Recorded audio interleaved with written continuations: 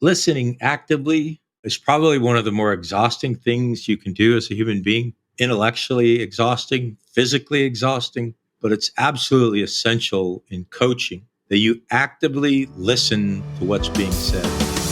You're listening to the Building a Coaching Culture podcast. If you need to compete and win in the 21st century labor market as an employer of choice, this podcast is for you.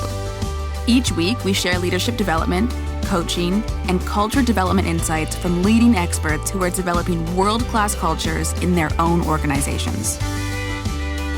And now, here's your host, J.R. Flatter.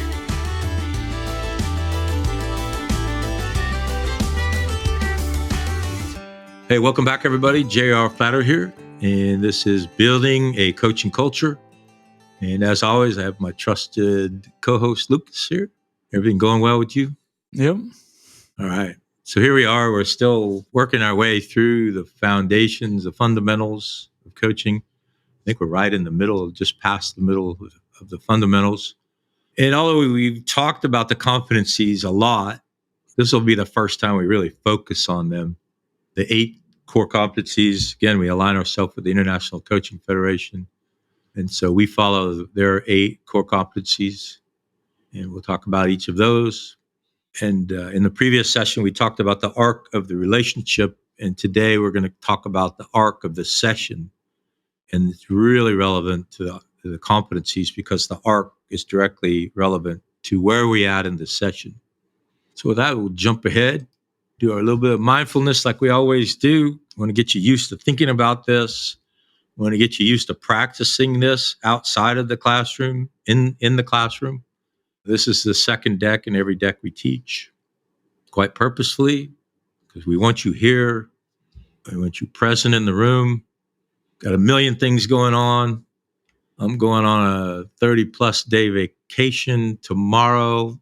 I haven't packed at all, but I'm not thinking about any of that. I'm in the room with you.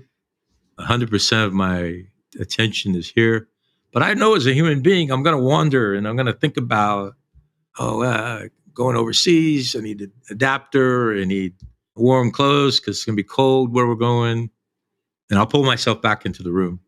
That's what a coaching mindset requires of us. It's what the core values and ethics require of us. It's what the 8 competencies that we're going to talk about require of us. We'll give ourselves that grace, knowing we're going to wander away, but pulling ourselves back. So with that, just take a couple deep breaths, relax your eyeballs for a few seconds.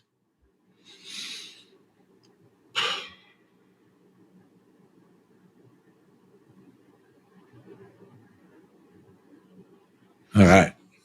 Welcome back. The 4 domains and the 8 competencies. We talk about these in their domains, but we also talk about them in their arc of the sessions, arc of the relationship, a little bit differently than the ICF does. Doesn't mean we disagree, just it's been our experience. When we group these together in practice, they're a little different than the 4 domains. The first 2 are foundation, and I'll put my dictionary professor hat on for a second. They're not foundational, which would mean the other 6 spring from these. They are the foundation, which means the other 6 stand on them. So these 2 are the foundation upon which coaching and the other 6 competencies stand. And if we remember back to our house of leadership standing on a foundation of courage, practice of coaching stands on the foundation of these 2, demonstrating ethical practice and embodying a coaching mindset. And we'll dig into each of these in a few moments. The second domain is co-creating, and we are co-creating and maintaining or establishing and maintaining agreements. The beginning of every session and the arc of every session is competency 3. 4 is ongoing throughout the relationship, but all throughout each session, cultivating trust and safety. And number 5, maintaining presence. And you would think 5 is so fundamental to coaching that it wouldn't need to be broken out as a separate competency. But we'll walk through that one and demonstrate why it is its own competency. 6 and 7 are in the domain of communication. Listening actively is one of the hardest things you'll do as a leader and a coach, because we've been trained and instinctively we want to be problem solvers. And so for your entire professional life, up to becoming a coach, starting your coaching journey, if someone came to you with a challenge, you were the answer person. And you would say, this is the answer. Well, we're going to ask you to listen and not be the answer person.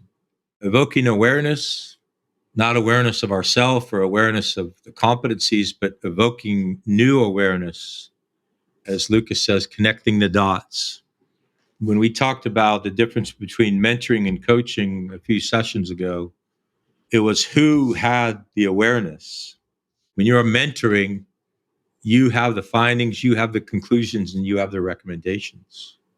As a coach, the leader that you're coaching, you evoke the findings, you evoke the conclusions, and you evoke the recommendations. You help facilitate them. And then finally, we end in cultivates learning, and a single competency in this domain. Ironically, it has the most sub-competencies, and we'll talk about each of those, but it's facilitating growth. If you think about the arc of the relationship, as we just talked about, and now we're going to talk about the arc of a session, as a coach, when I'm in the silence of my coaching and I'm thinking about what's the next powerful thing I can do or say, one of the questions I'm asking myself is, will it facilitate growth? All right. So competency 1 and 2 in the foundation domain. Competencies 1 and 2 are unique in that they are yes or no. All the other competencies, I assess whether you've sufficiently demonstrated or counter demonstrated, and I mark the time that I assessed each instance. In the foundation, demonstrating ethical practice and embodying a coaching mindset, it's either a yes or a no. You either did or didn't. And the ICF doesn't apply a lot more insight into more than what you read in here. There's that word familiarity. We talked about that when we talked about the continuum of learning. With regard to the ethics of coaching, be familiar with the code of ethics and its application. Demonstrate that coaching that's aligned with the code of ethics, and remain consistent in the role of a coach. And so as your assessor, if you're doing a performance evaluation for me, I'm looking for that. And I'm saying, yes, you did, or no, you didn't. And the same with embodying a coaching mindset. It gives us markers from 4, 5, 6, and 7 to further describe what is a coaching mindset. But at the end of the day, it's up to the assessor, me or any other assessor, to say whether or not you did or did not embody a coaching mindset. But by the time you get through these fundamentals, and we're a little over halfway through them now, you're going to clearly know whether you're coaching or not. It's not yet instinctive. It will become instinctive over time, but you're going to know whether you are an open mind, whether you're curious and flexible and leader centered, whether you're learning and growing yourself, whether you are being reflective in your coaching, and what preparations you need before and after a session. Those things, through your repetitions, are going to become second nature to you. And those are all demonstrating a coaching mindset. And I, as the assessor, are going to say, yes, you did, or no, you didn't. And I would say confidently, if you get a no in either of these, A, you never should have done the practice performance evaluation, because as your mentor, I should know you're not ready. And B, you're not going to pass the session. You're going to get a failing mark in the performance evaluation. So these two are so such a part of the foundation of the entire practice of coaching, that if you get a no in either of these, it's a fail. It's just cut and dry. But I have a lot of autonomy as your assessor, as your mentor, to say whether or not you've demonstrated either of them. And quite candidly, as a mentor, by the time you get to your first practice performance evaluation, we do 2 practice and 1 final. I know I have confidence that you're demonstrating both of these. I have confidence you're going to pass the session successfully, or I simply won't schedule it. And neither will your other mentors. We just met with our mentors yesterday, and we talked about that exact thing. It's not an absolute, but it's pretty strong. Co-creating the relationship, 3, 4, and 5, establishing and maintaining agreements. You see a lot of repetition in the competencies. And one of those repetitions is mentioning of the who and the what. You'll see that first here, the who and the what in competency 5. The who is the leader you're coaching. The what is the challenge that they brought into the room. We're always, always, always more interested in the who than we are in the what. How are you doing? What are you feeling? What's going on in your mind, your body, your spirit? But the what is what facilitates that discovery in the who. So the what is relevant as well. But establishing and maintaining agreements, we did that in the very beginning where we signed that formal relationship. But also in every session, you reestablish and then you maintain throughout the session that agreement. And there are 4 markers here. And I think it's worth our time to talk about each of the 4 of them and mention that we should really slow down and lay this baseline because they're so distinct and so important. Partnering with the client to identify or reconfirm what they want to accomplish in the session. So you can and do revisit 3.1 again and again. Then there are different ways to ask this. There are a multitude of ways to ask what's the best use of our time. We try not to bound it at all. I often hear coaches make the mistake of saying, what's your top priority of the day? Because I put 2 boundaries in there already, top and today. So I bound for them already what the conversation can be about. I oftentimes just open up with, hey, what's going on? Or what's on your mind? And you heard me hesitate there because I hesitated. This is what I'm talking about. Silence is my friend, to not bound my example. 3.2 talks about how do we know we got there? You could call it measures of success, which is what the ICF does. But how do we know we accomplished our objectives? You'll go back and forth until you're comfortable that you have sufficient information to move forward. 3.3 is really, really important because it talks implicitly about the who. What about this challenge is important to you as a human being? Couldn't be a more powerful coaching question, entirely focused on the person and what about it that is important to them. And then 3.4, what are some obstacles that might be between us and success? And so part of my maturation as a coach in the last 12 months has been a stronger focus in my own coaching, but also in my coach education programs to slow down and focus more on 3. Use the example of Einstein when asked if he had an hour to solve a problem. He said, I would take 55 minutes to define the problem and 5 minutes to solve it.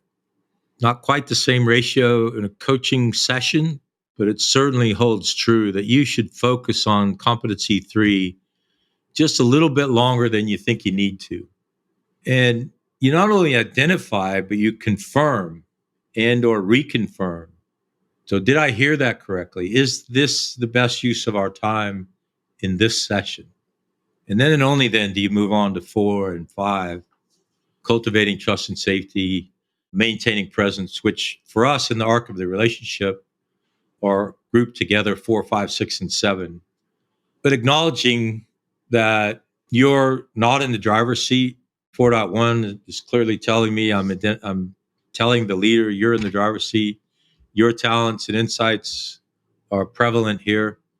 Support and empathy, absolutely. Supporting the client's expression of their feelings, their concerns, their beliefs, their suggestions. We talked about 4.3 when we talked about the house of leadership. And Lucas talked about this in one of his comments. It's their house, it's their session, and we're supporting them. And so if I could think of a single word for competency 4, it's supporting. Competency 5, acting in response to the whole person. This is the first time we see the who. Acting in response to the what, how they're describing the challenge and courses of action, what they're in control of, the what, and then we partner with them to choose the path of what happens in this session. Similar to 3.1, 2, 3, and 4, it's 5.3. Curiosity. I love the pause here on this word curiosity in 5.4. It's curiosity on behalf of the leader, not curiosity on our own behalf.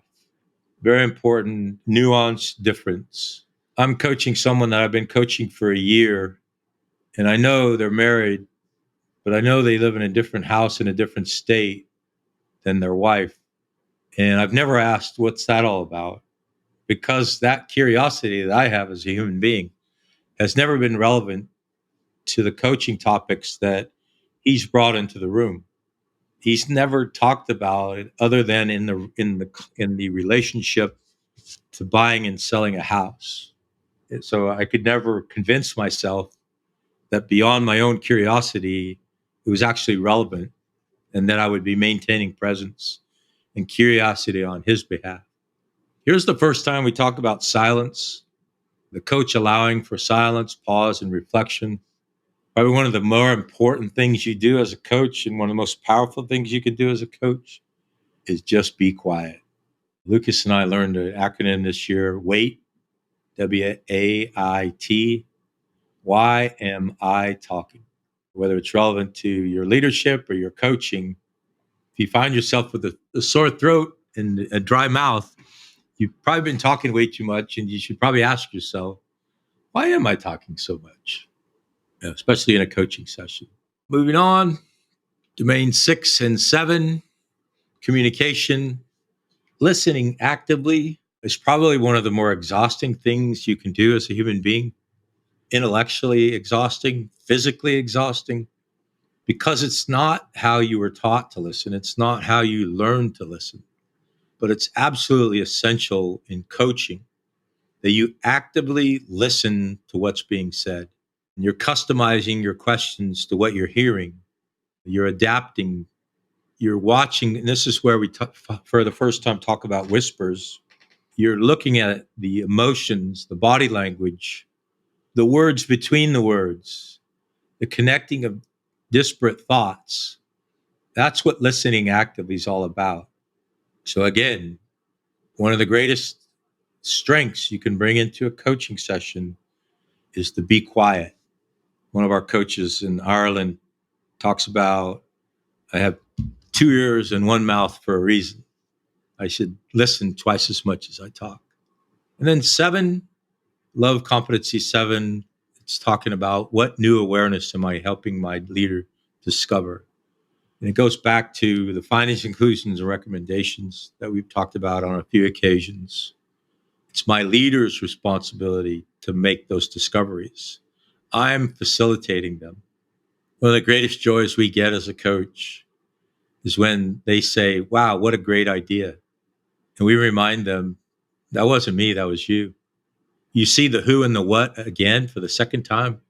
So focusing on the who, the person, and the what, the challenge that they brought in.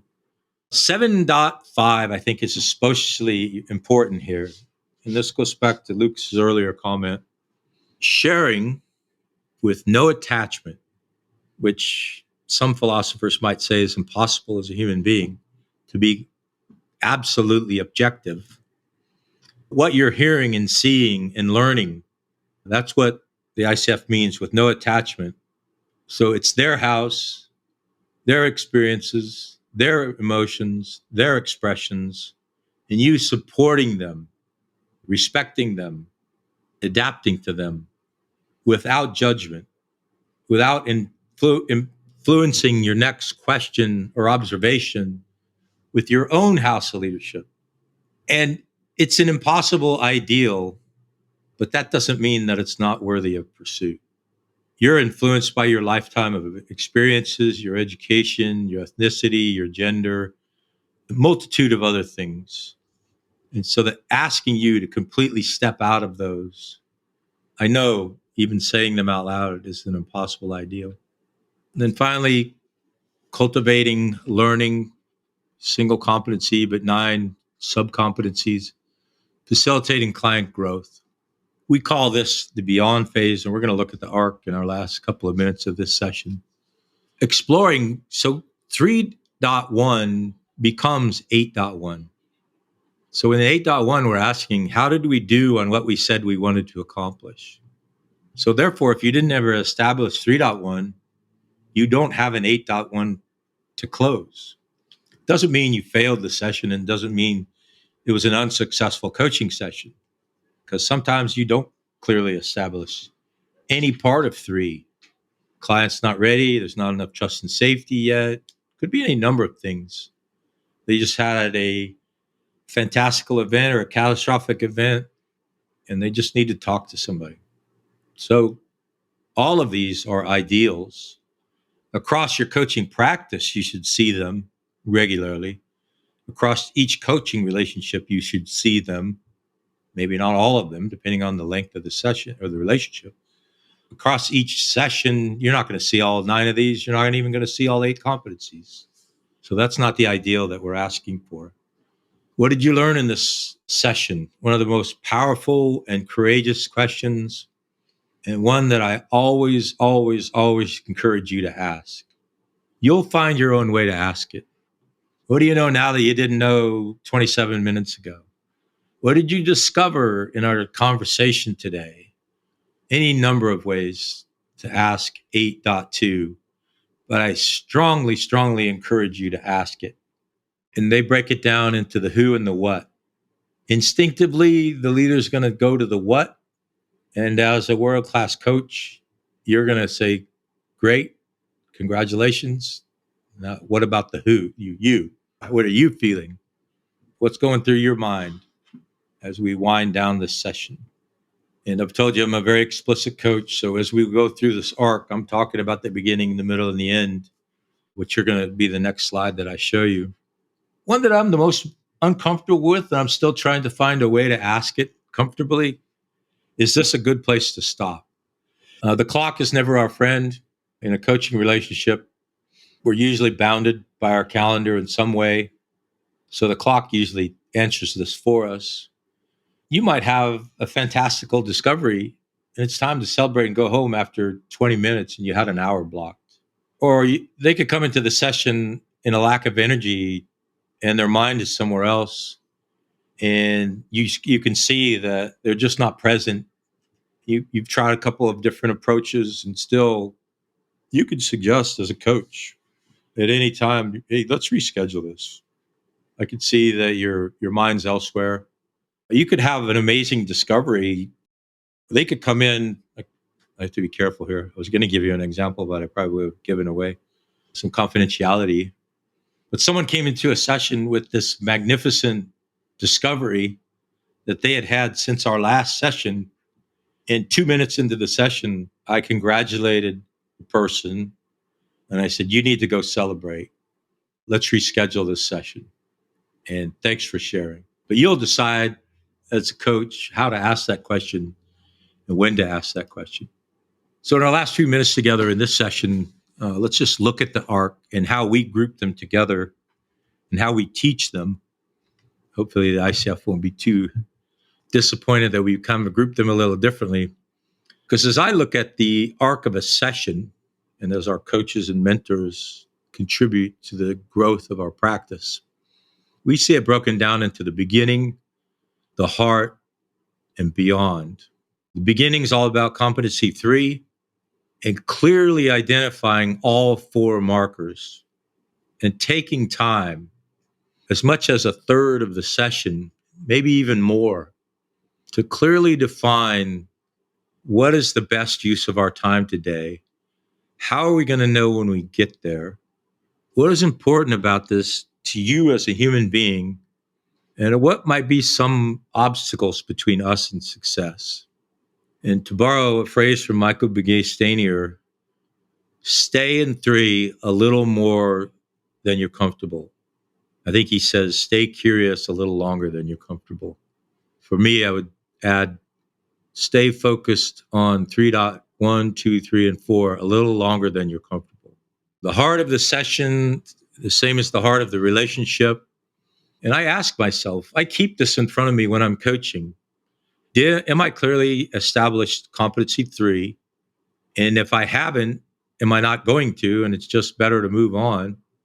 And if I have, when I'm going through the session, am I supporting my leader in their house of leadership? Am I adapting my coaching to what I'm hearing? Am I responding to what I'm learning and they're learning?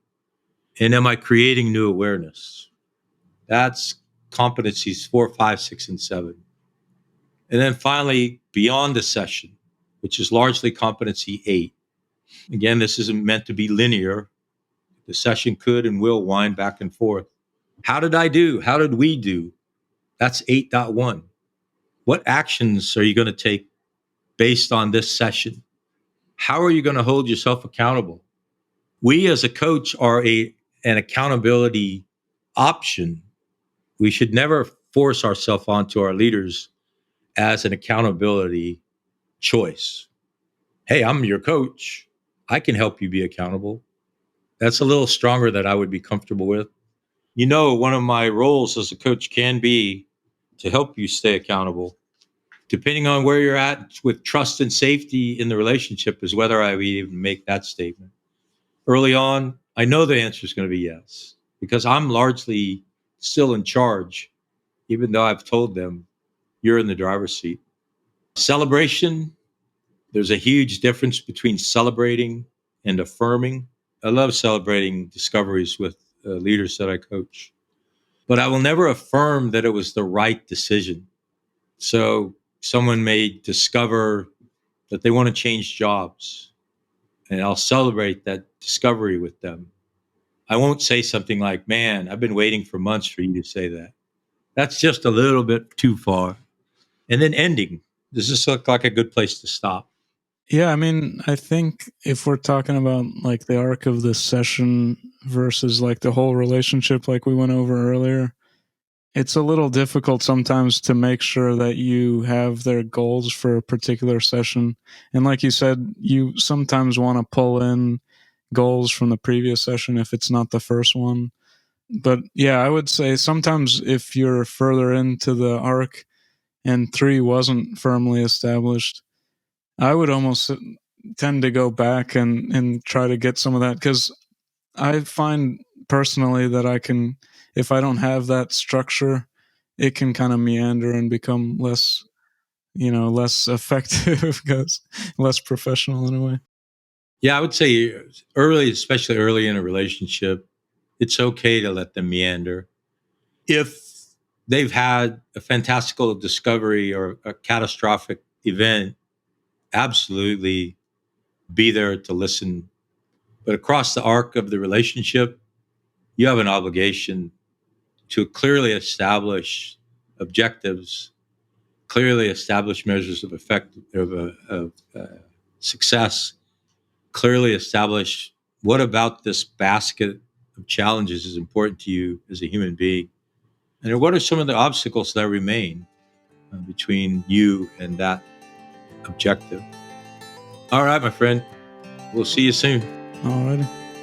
Well, that concludes this episode of Building a Coaching Culture. I truly hope that this episode was helpful to you. If it was, be sure to follow us wherever you listen to podcasts. Maybe stop and give us a rating or a review, and share this podcast with someone who might find it helpful as well. Thanks again, and we'll see you next time.